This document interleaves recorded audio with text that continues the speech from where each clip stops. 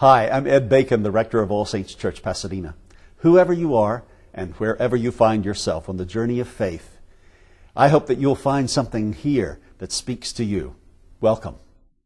Good morning. My name is Olivia Mejia, and it is an honor to be here this morning before you today. Writing and delivering this sermon has been one of the most difficult things I've ever done.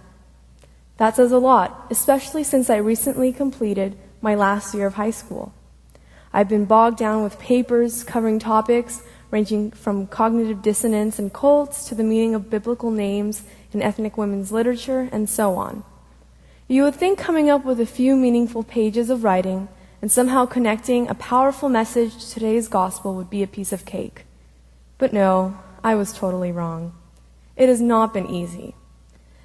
Ed Bacon assigned me and the rest of my fellow senior high school friends who will be preaching at later services assigned us a daunting task: to write this sermon as if it were my I Have a Dream speech.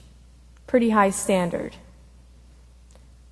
Trying to express words of gratitude and appreciation I have towards this community in such a limited space also has been incredibly challenging.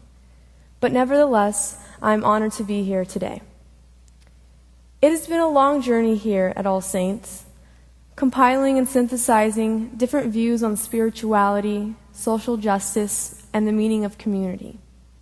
I have been coming to All Saints for 8 years now. When my father, Juan Mejia, decided to remarry my stepmother, Diana Carvajal, she introduced him to this community. After a few months of going through confirmation, my father converted from Catholicism and was confirmed Episcopalian. Shortly after they married, we began to regularly attend services here. At the young age of 8, I was reluctant and hesitant to attend because I was deviating from my traditional Catholic upbringing. I often refused to participate in Holy Communion well into my middle school years. Then in middle school, I started attending the All Saints Youth Program, and before I knew it, I became super enthusiastic. I joined Seekers, the confirmation program, as well as the Acolyte program here at All Saints. Now, I am proud to call All Saints my home. The influence of many sermons, group discussions, and ministries here at All Saints has ultimately developed my love for service and social justice. Luke's gospel story in today's reading brings up some interesting points about social justice. The facet of the story that catches my eye is a simple question: what is it that draws Jesus' attention to the centurion? I think it's faith. The centurion is clearly not a faithful member of the Jewish community. He's a foreigner. What's even more interesting is the fact that he's just not any foreigner, but a part of an occupying military presence that was known to be oppressive and brutal at this time. The centurion has no religious standing with which to expect Jesus to honor his request. If anything, he has quite the opposite. The characterization that Luke offers of this enemy of Israel is faith that surpasses what Jesus himself even has seen in Israel. Where do you expect it to be?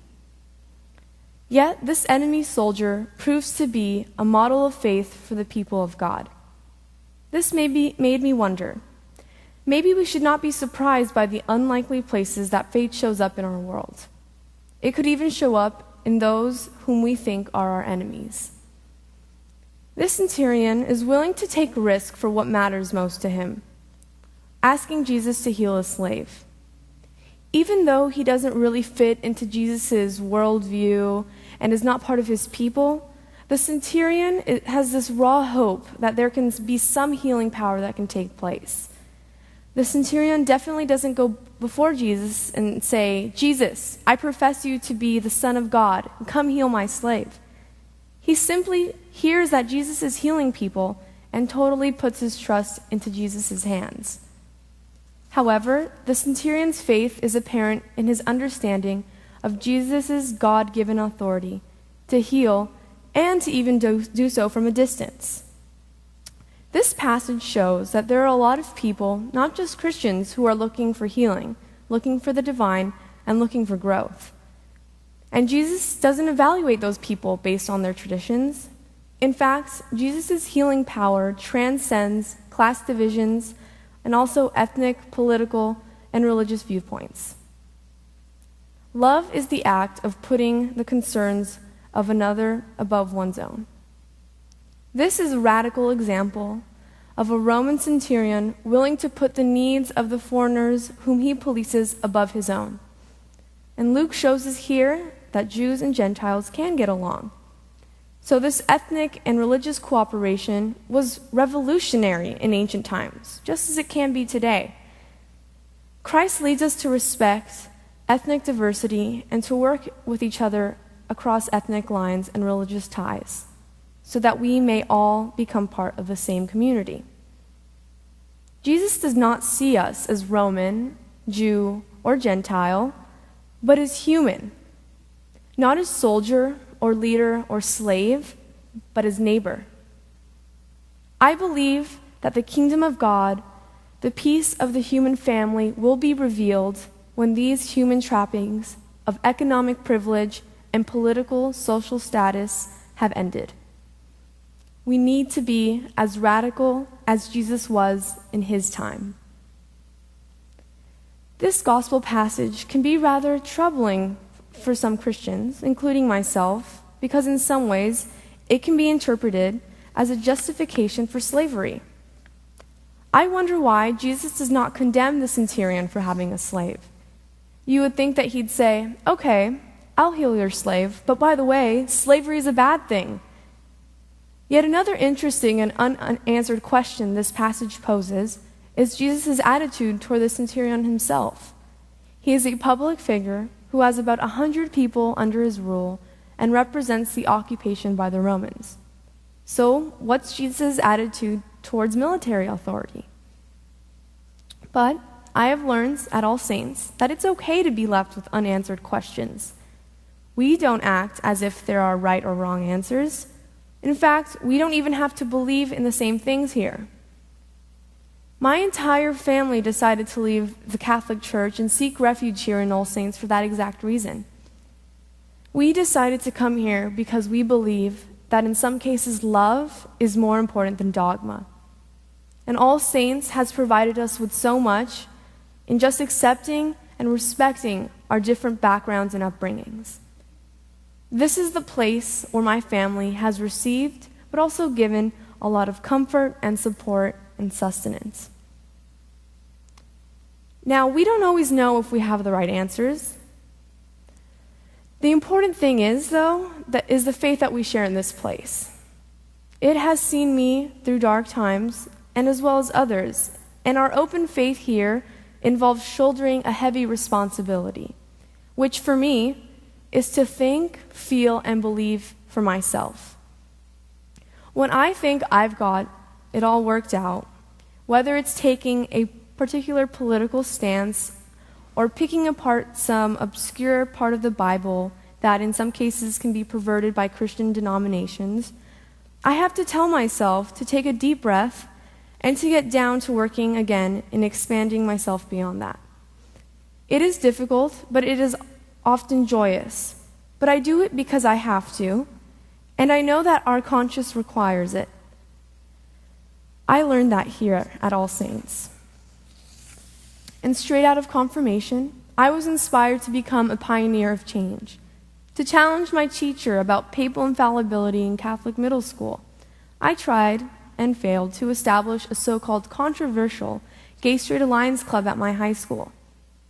I've been challenged to put words into actions, to go against the norm, and to stand up for what is right. Just like the Roman centurion went out of his way to do what was necessary for his slave. I see the parishioners of All Saints as the people we read about in the papers who are the first to respond to any disaster or emergency around the world, fundraise for an important cause, or bring awareness to the parish on important political and social issues. Members of this community are the helpers, the peacemakers, the men and the women who go past convenience and convention for the sake of making a difference. The All Saints community motivates us to create our own solidarity with others especially for those who can't speak for themselves. We are the ones traveling with flashlights and candles in hands in hope of bringing light to some of the darkest places on earth. As a graduating senior, I will continue this intent of the All Saints community.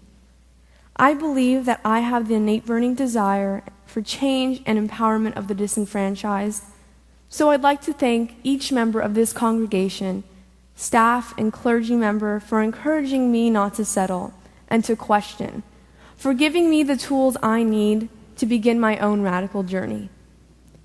You all inspire me to achieve my full potential, challenge the norm, ask important questions, and help me find and strengthen my voice in following the example of Christ.